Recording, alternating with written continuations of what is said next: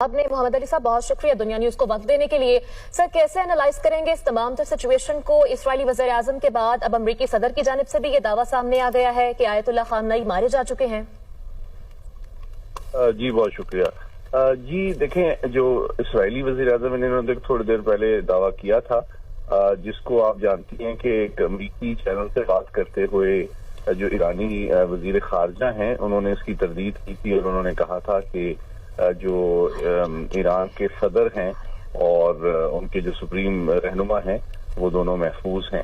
अलबत्ता ये जो अभी दावा सामने आया है सदर ट्रंप की जानिब से, जिसको उनकी जो सरकारी तर्जमान है कैरोलिन लेविट, उन्होंने भी ट्वीट किया है।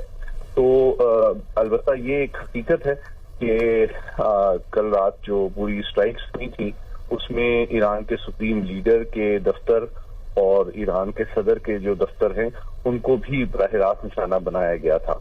और कल ये इतलात मौजूद थी कि शायद जो ईरान के सुप्रीम लीडर हैं वो मीडिया पे आएंगे, लेकिन अभी तक वो मीडिया पर नहीं आए हैं। अलबत्ता ईरानी जो सरकारी सराय हैं तकरीबन 2 घंटे कबल तक तो वो उसकी तरदीद कर रहे थे, लेकिन अभी जो सदर ट्रंप का दावा सामने